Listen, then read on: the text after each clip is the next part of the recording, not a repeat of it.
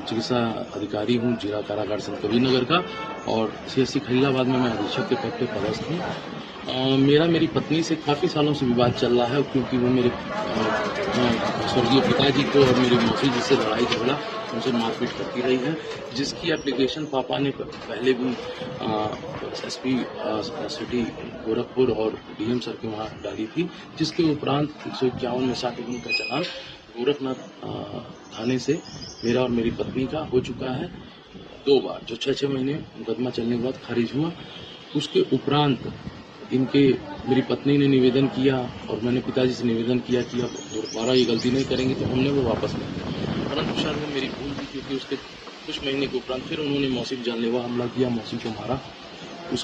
उसके बाद जो है थाने में तक बात गई, ये हुआ कि ये यहाँ नहीं रहेंगी। मैं और वाइफ अपने पिताजी का घर छोड़ के खलीलाबाद वाले आवास पर रहेंगे। मैंने सुरक्षा के दृष्टिकोण से वहाँ पे कैमरे लगवा दिए, परंतु मेरे ऑफिस जाने के बाद न जाने किन कारणों से वो कैमरे को डिस्कनेक्ट कर देती और जब मैं ड्यूटी से वापस आता तो फिर कैमरे को डिस्कनेक्ट करके मुझसे झगड़ा करती। और इन्हीं सब प्रकरण के बाद उनके घर वाले भी मेरे घर में आके मेरे पिताजी से टिप्पणियाँ करते रहते, इस कारण से मेरे पिताजी का हार्ट अटैक से निधन हो गया।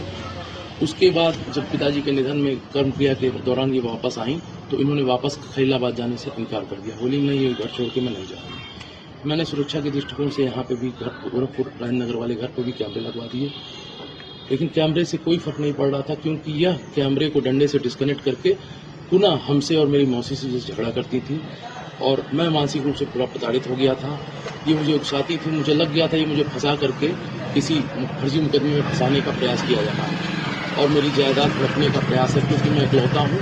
तो मेरे मरने के बाद या मेरे कहीं जाने के बाद ये सब कुछ इनका होगा।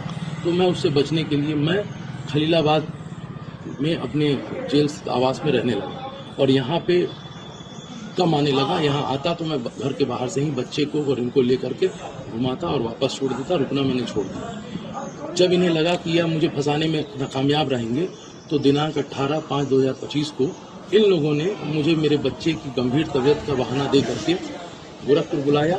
जैसे मैं घर पहुंचा बच्चे को कोई इंजरी नहीं थी और यह मुझसे लड़ाई करने लगी। मैंने जवाब ना देके मैंने वीडियो कैमरे की रिकॉर्डिंग ऑन कर ली और मैंने इनका वीडियो बनाया कि क्यों मैं जब भी आता हूँ घर पे अपने बच्चे से मिलने, आप मुझे मानसिक रूप से प्रताड़ित करके मुझसे झगड़ा करती हैं, मुझे बच्चे से मिलने नहीं देती हैं।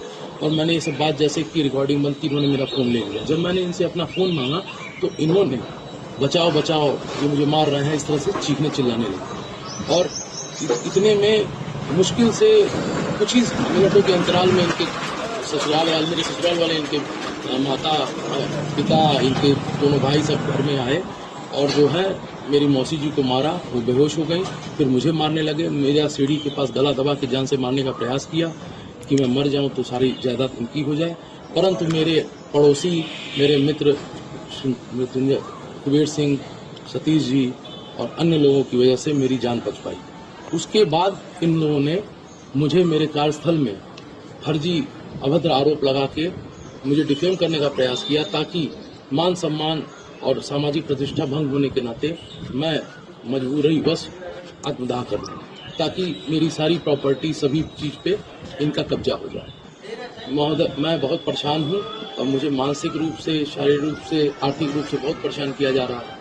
इनके पर्दे द्वारा मुझे मार के मेरा मोबाइल फ़ोन, मेरा चेन ले लिया गया और मेरे मोबाइल फ़ोन का पता नहीं किस रूप से गलत इस्तेमाल किया जा रहा है और मैं बहुत परेशान हूँ। मैंने यहाँ गोरखनाथ थाने में तहरीर दी है। मेरी मौसी जी अभी जिला अस्पताल गोरखपुर में भर्ती हैं, मैं उन्हीं को देख रहा हूँ और मैं छुट्टी लेकर के अभी आया हुआ हूँ। मैं बहुत परेशान हूँ जी।